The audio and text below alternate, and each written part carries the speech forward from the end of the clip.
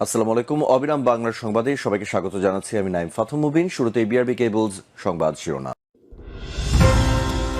আগামী নির্বাচনে যে কোনো মূল্যে ইসলামপন্থীদের ঐক্যবদ্ধ প্ল্যাটফর্ম চাই, যা বলছেন মামুনুল হক।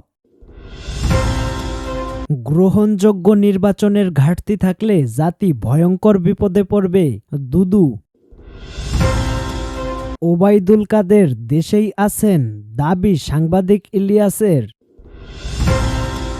হাসিনাকে মারার দরকার নাই, নিজে থেকেই শেষ হয়ে যাবে।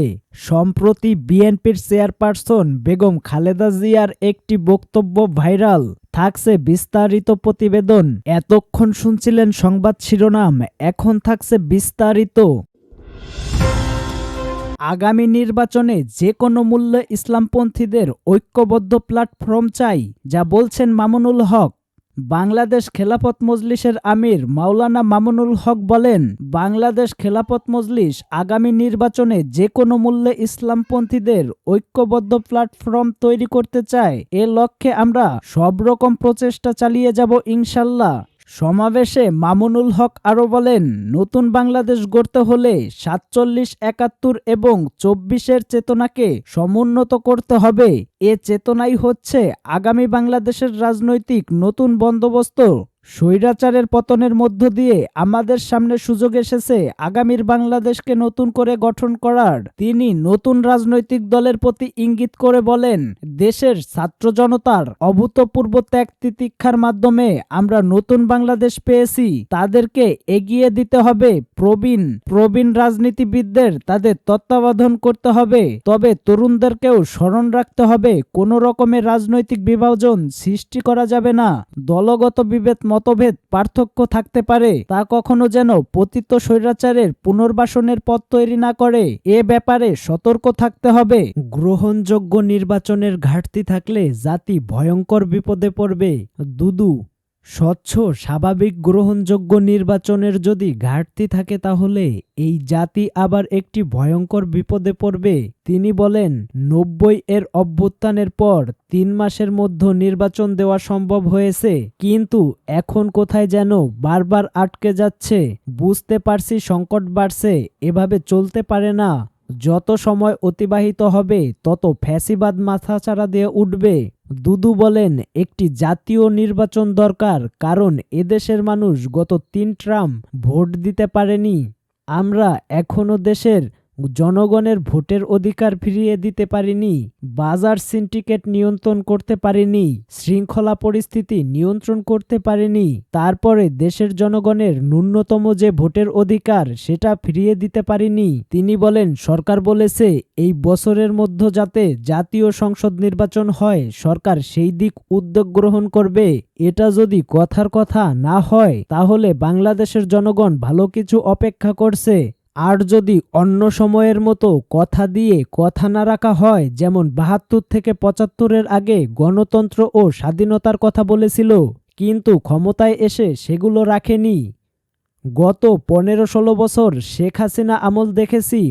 এরকম যদি হয়, স্বচ্ছ স্বাভাবিক গ্রহণযোগ্য নির্বাচনের যদি ঘাটতি থাকে তাহলে এই জাতি আবার একটি ভয়ঙ্কর বিপদের মধ্যে পড়ে যাবে। সরকারকে নির্বাচনের দিকে এগিয়ে যাওয়ার আহ্বান জানিয়েছেন ছাত্রদলের সাবেক এই সভাপতি। তিনি বলেন, দেশের অনেক রাজনৈতিক দল আছে, সবার সঙ্গে আলোচনা করেই নির্বাচনের দিকে এগিয়ে যাওয়াই হবে ভালো কাজ। তিনি বলেন, ছাত্ররা যদি বই হাতে না নেয়, শুধু পাঠ্য বই না অন্যান্য বইও ছাত্রদের পড়তে হবে, তাহলে একটি জাতি উন্নত শিখরেও পৌঁছাবে। সবাইকে ঐক্যবদ্ধ থাকার আহ্বান জানিয়ে দুদু বলেন, সংকট এখনো কাটেনি, সংকট মোকাবেলায় সবাইকে ঐক্যবদ্ধ থাকতে হবে। বাংলাদেশের শত্রু আছে পার্শ্ববর্তী দেশ ও আর অন্য কেউ হোক, আমরা যদি ঐক্যবদ্ধ থাকতে পারি তাহলে কেউ আমাদের ক্ষতি করতে পারবে না। ওবায়দুল কাদের দেশেই আছেন, দাবি সাংবাদিক ইলিয়াসের। পালাবো না, পালাবো কোথায়, এমন কথাই বলেছিলেন আওয়ামী লীগের সাধারণ সম্পাদক ওবায়দুল কাদের। কিন্তু সরকার পতনের পর থেকেই তিনি অন্তরালে। কেউ বলেছেন ওবায়দুল কাদের ৫ আগস্ট যশোর সীমান্ত দিয়ে ভারতে চলে গেছে, কেউ দাবি করেছেন তিনি সংযুক্ত আরব আমিরাতে অবস্থান করছেন। আবার কিছু সূত্র বলছে তিনি অভ্যুত্থানের পর 3 মাস 5 দিন দেশেই ছিলেন। নানা গুঞ্জনের মাঝে এবার প্রবাসী সাংবাদিক ইলিয়াস হোসাইন প্রকাশ করলেন চাঞ্চল্যকর তথ্য, যা বদলে দিতে পারে পুরো পরিস্থিতি। সোমবার সকালে নিজের ভেরিফাইড ফেসবুক পেজে দেওয়া এক পোস্টে ইলিয়াস হোসাইন দাবি করেন ওবায়দুল কাদের দেশে থাকার খবর জেনেছেন। পোস্টে ইলিয়াস লিখেন, অত্যন্ত বিশ্বস্ত সূত্রে জেনেছি ওবায়দুল কাদের দেশেই আছেন। তিনি দেশ ছেড়েছেন কিংবা মারা গিয়েছেন এসব খবর পরিকল্পিতভাবে ছড়ানো হয়েছে। এর আগে ওবায়দুল কাদের মারা গেছেন দাবিতে ইলেকট্রনিক গণমাধ্যমে 3টি ফটোকার্ড সামাজিক যোগাযোগ মাধ্যমে ভাইরাল হয়েছে। তবে তথ্য যাচাইকারী প্রতিষ্ঠান রিউমার স্ক্যানার বলেছে প্রচারিত ফটোকার্ডগুলো ভুয়া। প্রতিষ্ঠানটি এক প্রতিবেদনে জানায় ওবায়দুল কাদের মারা গেছেন দাবিতে গণমাধ্যমগুলো কোনো ফটোকার্ড কিংবা সংবাদ প্রকাশ করেনি, বরং সেসব সংবাদ মাধ্যমগুলি ডিজাইন নকল করে আলোচিত ফরওয়ার্ড করেছেন। এ বিষয়ে অনুসন্ধানে আলোচিত ফটোকার্ডগুলোতে উল্লেখিত দাবিগুলোর সত্যতা যাচাইয়ের প্রসঙ্গে একাধিক কিওয়ার্ড সার্চ করলেও গণমাধ্যম কিংবা সংশ্লিষ্ট অন্য কোনো নির্ভরযোগ্য সূত্র ওই দাবিগুলোর সত্যতা পাওয়া যায়নি।